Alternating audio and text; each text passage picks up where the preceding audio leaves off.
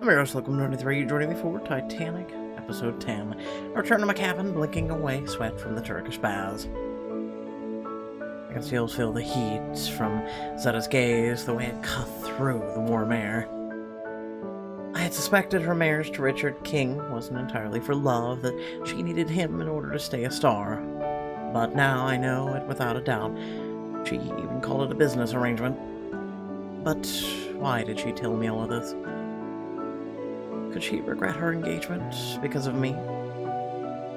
I might want it to be true, if only to feel the softness of her skin on mine again, to know the metallic taste of the rouge on her lips. Open the cabin door to find Lena darning her stockings in the lamplight. Oh, you're back. Were you with Zetta? With? Oh, yes. No rest for the secretary when there's a wedding to plan, I suppose. Zetta must be glowing. I say nothing and sit on the sofa, my head reeling. I picture Zetta's resigned expression in the bath, the lines of worry forming around her eyes. You'll be invited to the celebration, of course. You must write and tell me everything. Lena chatters, await Zetta's secrets, my own pressing on my insides. I speak without thinking. Let's not jinx it, alright? It's bad luck to talk about a wedding before it happens. Who says? My grandmother, it's an Arab saying. I mutter a nonsense phrase, feeling the slightest bit guilty when Lena nods seriously. Oh, I just can't wait for her to make a comeback, and she's sure to, with a director like Richard King on her arm. Besides, he's mad for her. It's all in all the papers. Is it really? Of course, I mean, I know better than to believe everything I read, but still, Zetta might be flip about the marriage in her interviews, but I wish her every happiness. She deserves it. Marriage doesn't equal happiness. I'm no expert, but I do know that happiness is temporary and marriage is forever. Oh, I don't know. When you're rich enough, you can get out of anything. Maybe, but you and I aren't rich enough to escape our troubles just yet. Speaking of, I should go to bed to get to bed. Maybe I can escape Zetta's birthday party in my dreams. I move to change into pajamas, but Lena gasps with excitement. Oh, that's right. There's a Red Cafe Parisien tomorrow. What are you going to wear? And how will you fix your hair? I've been too busy to even think about it. Oh my god. PJs back then were horrific. Oh, I know you are. I can do it for you if you like. You will not regret it. I'm dying for some glamour, and I've got the perfect girl in mind. Just think.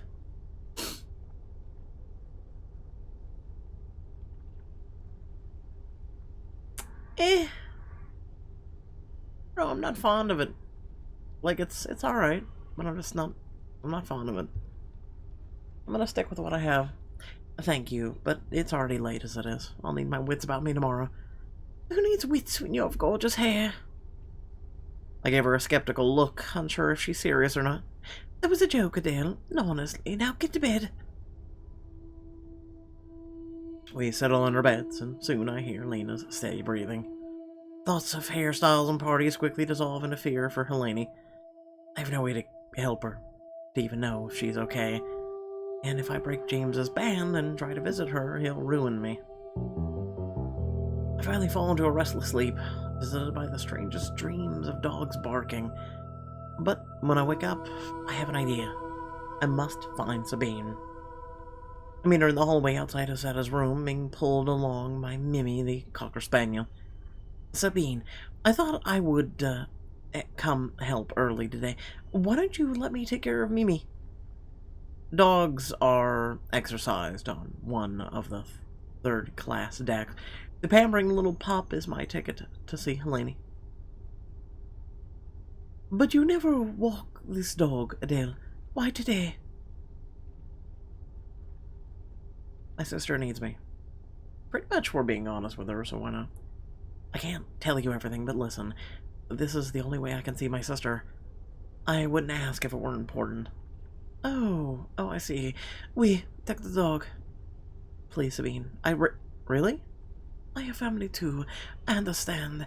It is most important of all. She curls her lips at me and avoids my eyes as though embarrassed by the show of emotion. Merci, Sabine. You are entirely too kind. Mimi and I make our way towards the poop deck and fresh air. When we reach the steward standing at the gate to third class, I hold my breath and walk by casually. My mind drifts while I watch Mimi sniff the boards. I don't have the information James needs, and the deadline he set is tonight. My role in all of this seems much bigger than I could have ever imagined. Mimi yips at a seagull as it squawks back. Unconcerned, I scan the deck for Eleni. I spot her talking with Gustav, her dancing partner from the party in steerage. I pull Mimi towards them. Eleni is gesturing, her eyes firing. Gustav replies, his voice low and intense. Over Gustav's shoulder, Eleni catches my eye. Gustav turns to follow her gaze and notices me, storms off in the opposite direction. Wonderful. Just the person I wanted to see. Not the reaction I've been hoping for, but such as is the lot of an older sister. I thought you weren't allowed down here. Have you caused enough trouble? Wow, lovely to see you too. How could you say that? Trouble. I do nothing but try to keep you safe. Jail, blackmail, no sneaking around. We've got a funny way of going about it. I am following the rules. Look, I have a dog. Where else am I gonna walk her? You just happen to be here. Lady sighs, her brow furrowed. She bends to smile at Mimi, scratching the dog behind her silky ears. I'm sorry. I'm glad you're here. It's just James came to see me again. My heart jumps in my chest. What? Tell me everything. He wasn't unkind, but I'm not an idiot. I think it was a message that he's, I don't know, watching you. Right, and he said something strange about the cabin mates, the Ruhanas. Like, maybe next time they'll join the game too. I think it was a threat. Oh, I'm so sorry, Eleni. Forgive me, my beauty. I can't believe I got you into this mess. It's fine. I'm not shaking in my boots. I don't want anyone else to get hurt. Listen to you. What? You sound so grown up sometimes. Eleni stops walking. She leans over the deck and looks at me. It's time for all of this to be over. I'm trying. Trying isn't working. Maybe you should just do what it takes. Give James what he wants so we can be done with this. What about Zetta? It's not that easy. There are people's lives I'm manipulating. And what about our lives? There's gotta be a way where everyone wins. You know that's not how this works. Technically it is. Oh, you've experienced blackmail, are you? I'm experienced in games, and that's what James has done. Turned our lives into a terrible game. The deadline is tonight, right? Please tell me you have a plan. I try to tamp down my temper and share the truth with my sister. Zetta knows. I told her everything about the James, and she knows our situation. And will she help? We can't be sure. I don't know. She has started to favor me, but blood is thicker than water. Imagine being related to James. What a weasel. Keep your voice down. You never know if he's got the stewards in his pocket. Speaking of stewards, I imagine all this was a little easier when Charlie was around. We both go silent. Charlie. Yet another victim of James's manipulations. You weren't just using Charlie to visit me, were you? What? James said something of the sort when he came to see me. I swear, that man. I think it's nonsense. What James says, you care about Charlie, don't you? Charlie and someone else. Yes, Charlie's wonderful, but other people are too. I see. Wait, do you have feelings for Mateo? He's intriguing. He's a very mysterious, and you know me, I can't help wanting to know more. Mysterious? Are we talking about the same man? He has depths and layers like an onion. Just smiling like Mimi here, tongue out and everything. Hush. What? Do you have any other lovers around here? Afraid they'll hear? Ah, you're jealous, aren't you? No, I'm just trying to keep track of all your flirtations. You must be a very good secretary. At least that part of the job isn't complicated. Actually, I'm falling for Zetta. My engagement with Zetta has become clouded by attraction, which tangles things a bit. A bit, yes. A bit. Is that all you have to say? You always fall for the worst possible people, so it's hardly a surprise. She's not the worst possible person. 10 years older. In the public eye. Your employer. She's about to be married. Damn it, you're right.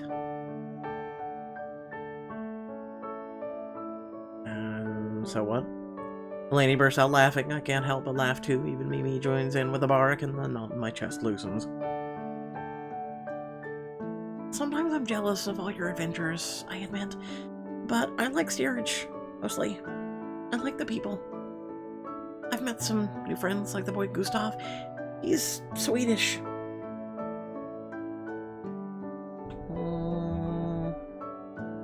How's that coming along? Oh, and how are you faring with the Swede? Fine. Come now, suddenly shy? I saw you two the other night. We're not getting along at the moment. Gustav saw me with you and Matteo in your fancy clothes and thought we were wealthy bourgeois. I'm not even sure what that means, but he told me he needed to think on our companionship. He's worried I violated his socialist principles and so on and so on. That's why we were fighting. It's my turn to burst out laughing. Eleni manages a smile too. Did you tell him that before we boarded the ship, we lived in a rat-infested room above a butcher shop? I did, but he's a bit impulsive. I do like him though. I like his passion. Well, then let's straighten him out.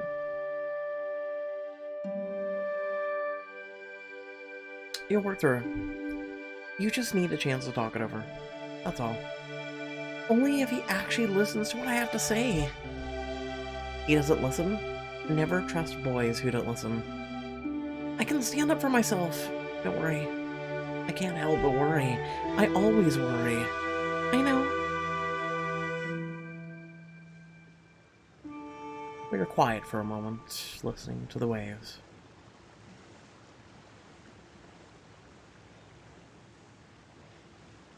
I suppose I should get back to Zetta. Before you go, I wanted to ask you something. This morning in our cabin, I prayed with Miss Ruhana and her daughters. I was wondering if next time you'll join us? If you can do that. That is, if everything goes alright with James and you're allowed to visit again. I think it would be good to pray together before we start our new lives. You're God-fearing now? I leave you a week and you become a nun? I'm not joking at all. The Rohanas are... they remind me of a home. A parent's home, and I want to share that with you. Very kind of you, Abidi. But I don't know if God and I are on speaking terms. You don't have to be good at it. You just have to try. Please think about it. I will think about it, but until then... take care of yourself, alright? We embrace, and she disappears in the steerage. I make my way back to first class, Mimi trotting behind me, tired after a long walk. Zetta's cabin is empty, and Sabine is nowhere in sight. I unhook Mimi from her leash, give her food and water, and step out into the hallway, wondering where everyone has gone. I hear swift, muffled footsteps on the carpet behind me and turn to see Matteo. His dark brow is furrowed, and his tone, well, it reminds me of when we met in jail. Where have you been? I've been looking for you for ages. I took me for a walk. What's the trouble? Zetta's asked for you. More than once. James would be rather annoyed to hear you've been wasting time elsewhere. Well, what does Zetta want? Yet you wasted time chiding me when you could just tell me what she's after. Zetta doesn't provide details. She simply makes demands. I'm to lead you to her. You're making demands now, too, I say. Consider them less demands than warnings, Adele. You're on thin ice. You only have hours until her birthday, James's deadline, and you've made no progress. Very little progress. Not no progress. I urge you to take the task seriously. Don't think you can escape James's wrath in America. And then it comes a hint of warmth I've grown used to. He won't rest until you're punished. But I prefer to keep you from hurt. You're worried, aren't you? You actually seem troubled. I'm surprised and touched. Consider that the extent of my investment. Beyond that, you're on your own. I'll take it. Beside me, Mateo offers a closed-lipped smile and offers his arm to lead me to Zetta. We reach the first-class promenade where she stands with her back to us, staring out to sea. The fabric of her dress billows around her legs in the breeze. She doesn't turn when we arrive, so I'm startled when she speaks suddenly. Leave us, Mateo. Mateo and I exchange a glance before he steps quietly away. I join Zetta where she leans on the railing and savor the salty spray on my cheeks. Our fun last night must have done you some good. You're glowing. Sure, but how are you? Well, you always look radiant. I hope you're well. Oh yes, I'm positively thrilled. Because of last night? Because of many things. In any case, I'm glad you're by my side. Happy to be here. I told you that I'd think about your little deal with James. You brought me proof. You brought me trust. And now I know what I have to do. What I want to do. Tell me. I'm here. I'm listening. My life is in your hands. I certainly hope so, considering I've become sleep-deprived, wrecked because of it. Zetta looks at me, her hair dancing in the wind. I've taken aback by the warmth in her eyes. The late morning sun glints in her irises. So here it is. The dirt, I suppose they call it, that James is seeking. I was already married once, long ago, and in fact, I'm still married. The words echo in my skull. I'm still married. Is this a confession? Is she really telling me these things? Let her continue. I wait for her to go on, trying not to reveal that my pulse has begun to race. I was very young. He was my manager. Plucked me right out of Tristan and Isidore at Vienna Playhouse. He had his way about him. This confidence which I lacked, if you'll believe it. Anyway, he's dropping names of directors and theaters over tea. Zum Rotul Igel. And the next thing you know, we're married and on a train to the nearest port. I would have 20 offers for 20 shows by the time we hit New York, he told me. Of course, there were no parts. We were turned away at every stage door in Manhattan. I let his lies go on a year, and then I left him. I couldn't divorce him, even if I wanted to. I didn't know how. Then there I was, years later, my name on marquees. He's cornering me outside of the Algonquin Hotel. I didn't need the scandal. I've been paying him to stay quiet ever since. That's the missing year. People speculate about where you were in 1891. This is the answer. People speculate, do they? I suppose I was among them. Well, now you know. Zetta gives me an arch look, but underneath she's brittle, tense for mockery. Isn't the whole thing absurd? I forget I'm a married woman most of the time. But Richard would have me if it got out. Would hardly have me if I got out. I can't imagine what the press would do. Why tell me? With all due respect, why are you trusting me? She chuckled deep in her throat without more humor or warmth. I don't have an answer to the trouble with James. But I'm not going to let him pit us against each other. And besides, when you confessed about jumping bail and the rest, you told me everything I need to destroy your life. If we're going to handle what's coming, I want us to be equals. You trust me with your life, and I trust you with mine. Thank you. I'm honored, Zetta, truly. There's not much honor in it, but I appreciate the sympathetic ear all the same. Judge Zetta gratitude, she will remember it. Manage a smile, but my thoughts raise. Where do we go from here? I don't know exactly, I hate to say it, but it's on you as much as me. I can give you support, I can give you lawyers, and I'll give it thought. But when it comes to the party tonight, well, do what your heart tells you. He reaches out and squeezes my hand. I try to return her tender look and wonder what exactly my heart will say. Do I risk my life for the woman in front of me, who has become more than just an employer? Or do I guarantee my freedom and take the story and run to James? As a high noon breeze crosses the deck, Zetta sweeps away. I hope y'all did enjoy the video. Please remember to like, share, and subscribe. Head down the description below, links to social media, Discord, and a few links to support me and my content. It's very much appreciated. If you're at all interested in playing on your computer, I will include a link down in the comments section below for that.